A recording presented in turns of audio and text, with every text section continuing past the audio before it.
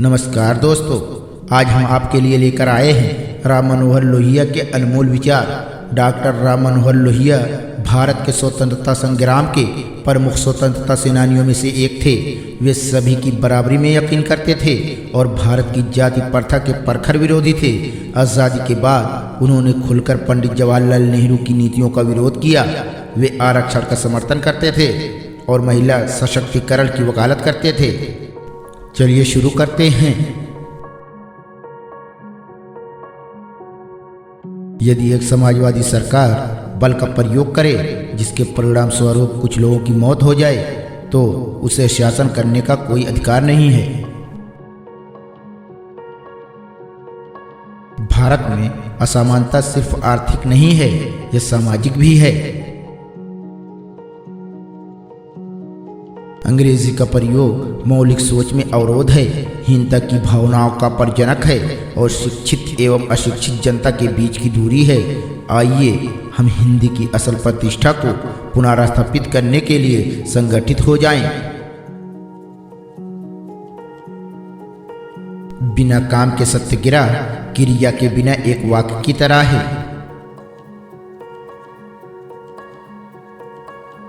जाति अवसर को सीमित करती है, सीमित अवसर क्षमता को संकुचित करता है, संकुचित क्षमता अवसर को और भी सीमित कर देती है। जहाँ जाति का प्रचलन है वहाँ अवसर और क्षमता हमेशा से सिकुड़ रहे कुछ लोगों के दायरे तक सीमित हैं।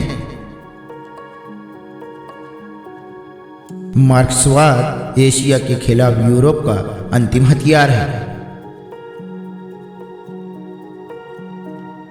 जिंदा कौमें सरकार बदलने के लिए 5 साल तक इंतजार नहीं करती।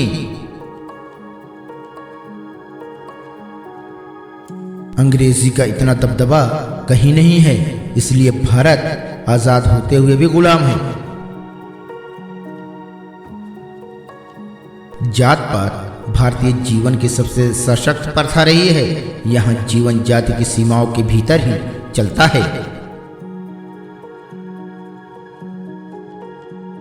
आधुनिक अर्थव्यवस्था के माध्यम से गरीबी को दूर करने के साथ ये अलगाव यानी जाति के अपने आप ही गायब हो जाएंगे।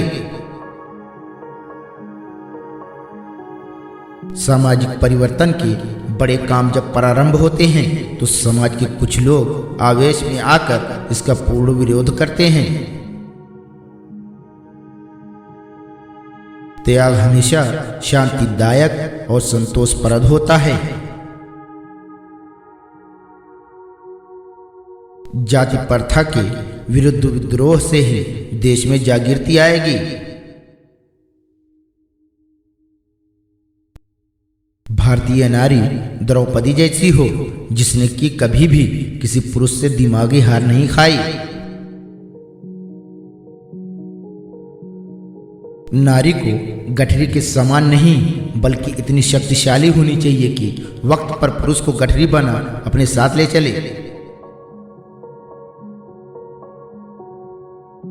इस देश की औरतों के लिए आदर्श सावित्री नहीं द्रौपदी होनी चाहिए।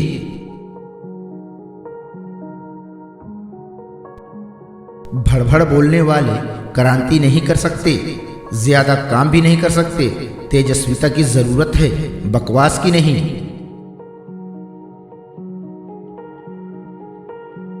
ज्ञान और दर्शन से सब काम नहीं होता। ज्ञान और आदत दोनों को ही सुधारने से मनुष्य सुधरता है।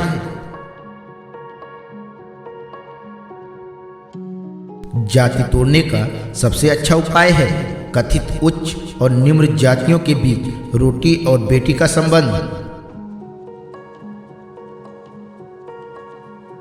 भारत में कौन राज करेगा ये 3 चीजों से तय होता है। ऊंची जाति, धन और ज्ञान। जिनके पास इनमें से कोई 2 चीजें होती हैं वो शासन कर सकता है। मर्यादा केवल ना करने की नहीं होती है, करने की भी होती है। बुरे की लकीर मत लांघो, लेकिन अच्छे की लकीर तक चहल पहल होनी चाहिए। अंग्रेजों ने बंदूक की गोली और अंग्रेजी की बोली से हम पर राज किया। इस देश की स्त्रियों का आदर्श सीता सावित्री नहीं द्रौपदी होनी चाहिए।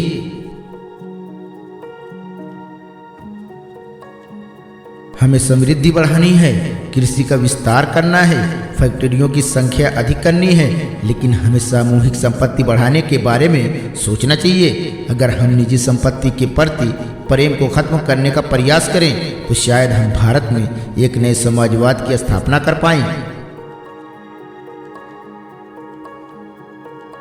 मिडिल स्कूल तक शिक्षा मुफ्त और अनिवार्य होनी चाहिए और उच्च स्तर पर शैक्षिक सुविधाएं मुफ्त या सस्ते में उपलब्ध कराई जानी चाहिए। खासतौर से अनुसूचित जाति, जनजाति और समाज के अन्य गरीब वर्गों को मुफ्त या सस्ती आवासीय सुविधाएं भी उपलब्ध कराई जानी चाहिए।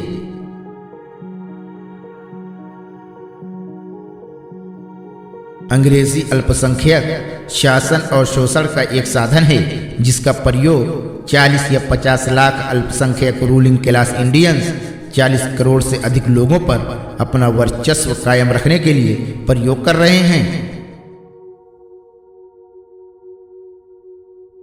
अर्थव्यवस्था में एक माध्यम के तौर पर अंग्रेजी का प्रयोग काम की उत्पादकता को घटाता है, शिक्षा में सीखने को कम करता है और रिसर्च को लगभग खत्म कर देता है। प्रशासन में क्षमता को घटाता है और असमानता तथा भ्रष्टाचार को बढ़ाता है। अपने आर्थिक उद्देश्य में पूंजीवाद बड़े पैमाने पर उत्पादन, कम लागत और मालिकों को लाभ पहुंचाना चाहता है। अगर भारत बड़े पैमाने पर टेक्नोलॉजी का प्रयोग करता है तो करोड़ों लोगों को खत्म करने की आवश्यकता पड़ेगी। यदि हमारे कृषि को मैकेनाइज्ड कर दिया जाए तो इस आधार पर 8 करोड़ किसानों को शहरों में जाना पड़ेगा। लोगों के छोटे समूहों को शक्ति देकर प्रथम श्रेणी का लोकतंत्र संभव है।